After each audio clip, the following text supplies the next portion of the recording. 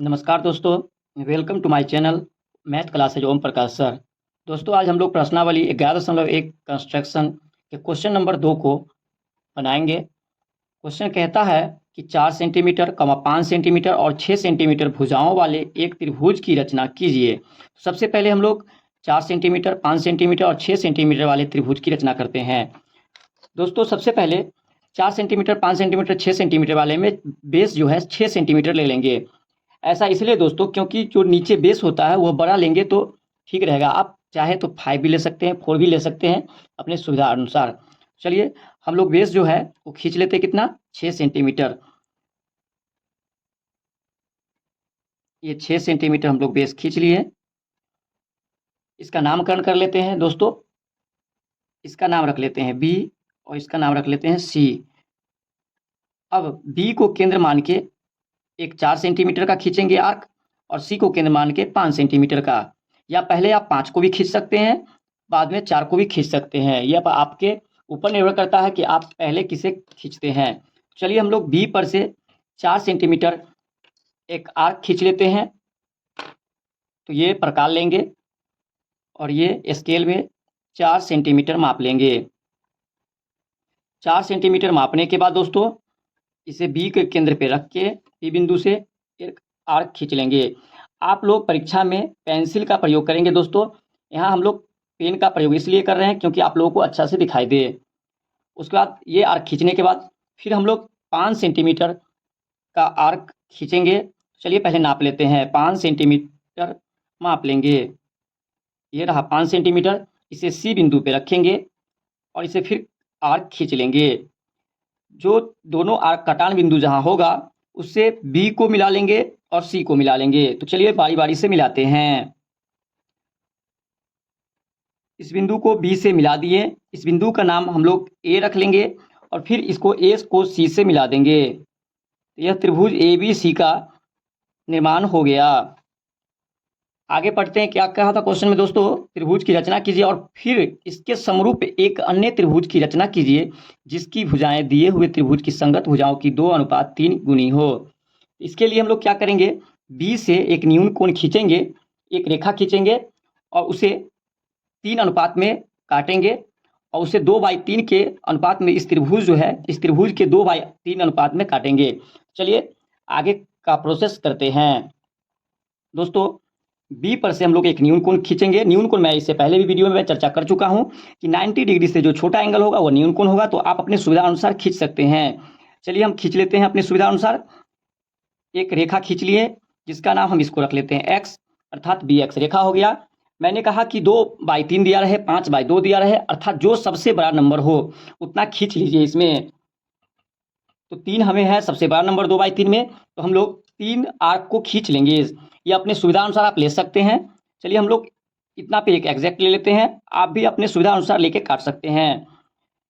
ये एक बार हो गया दोस्तों, ये 2 बार हो गया और ये 3 बार हो गया दोस्तों।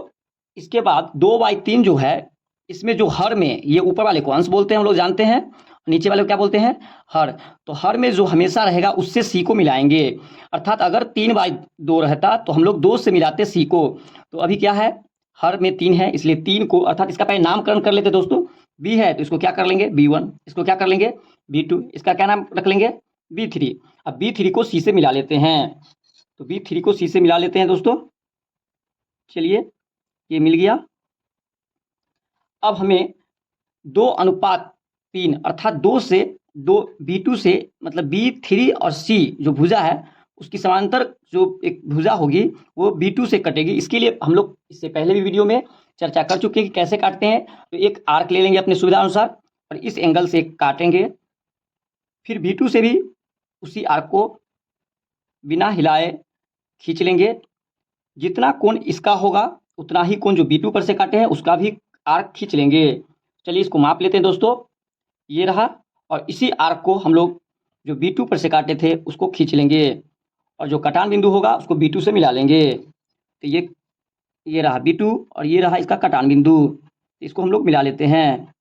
ये अर्थात B3C के समानांतर B2, इसका नाम कुछ रख लेते हैं दोस्तों, ये C है तो इसका हम नाम क्या रख ले, C1, अर्थात B2C1 B3C के समानांतर हो गया। अब इसे भी हम लोग को काटने के लिए क्या करेंगे, उसी प्रकार यहाँ से एक आर्क खींच लेंगे और C1 से भी एक आर्क खींच लेंगे। जो एंगल इसका होगा वही एंगल जो हम लोग C1 से काटे हैं उसका भी होगा। चलिए इसको माप लिए और इसी को यहाँ उठा के यहाँ काट लेंगे और ये जो कटा उसको C1 से मिला देंगे। C1 से मिला दिए। ये जो हो गया AC के समानांतर C1, इसका नाम C2 रख लेते हैं। C1 C2 भुजा हो गया। अब हम लोग दोस्तों इसके बाद रचना के चरण को लिखेंगे। जो भी क्रिया यहाँ किए हैं उसको हम लोग रचना के चरण में दर्शाएंगे, क्योंकि रचना का चरण दर्शाना बहुत ही इंपॉर्टेंट है। तो चलिए बारी बारी से रचना के चरण को दर्शाते हैं। रचना के चरण को लिखते हैं। रचना के चरण लिखना बहुत ही इंपॉर्टेंट है।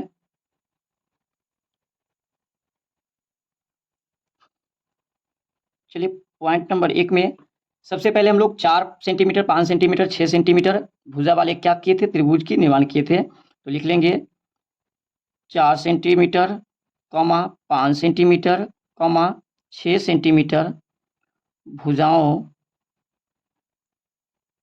से मिलाकर एक त्रिभुज ABC का निर्माण किया, जहां AB बराबर 4 सेंटीमीटर, BC बराबर 6 सेंटीमीटर और AC इक्वल टू 5 सेंटीमीटर है। उसके बाद क्या किए थे दोस्तों, दूसरा नंबर में हम लोग जो क्रिया यहाँ किए उसी को यहाँ लिखना रहता है। तो B को केंद्र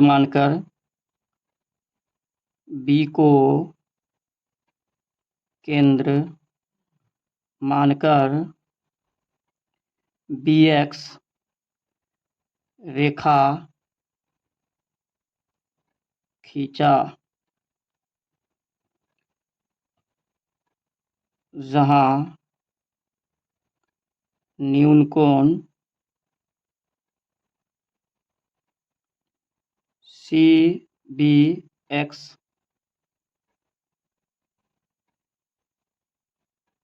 प्राप्त हुआ। तीसरा पॉइंट में लिखेंगे दोस्तों, BX रेखा को बराबर 3 भागों में काटा या बांटा भी लिख सकते हैं, चाप से काटा ऐसे भी लिख सकते हैं आप। चौथा ऑप्शन में B3 को C से मिलाया, B3 को C से मिलाया।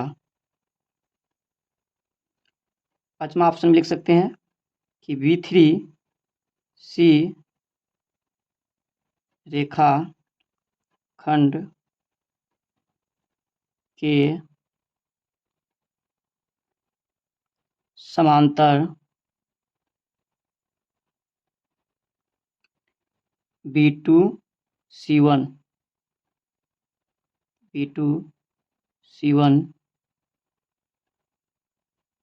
खींचा।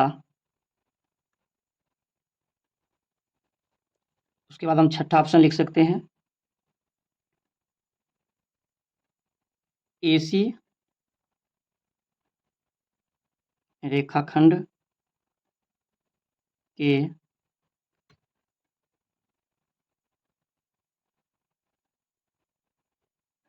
समांतर C1 C2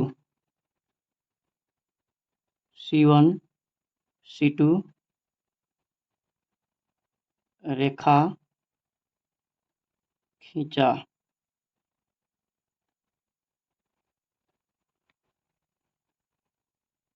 दोस्तों ये हो गया। वीडियो अगर अच्छा लगे तो आप लाइक एंड कमेंट कर सकते हैं और शेयर भी ज़रूर करें। धन्यवाद।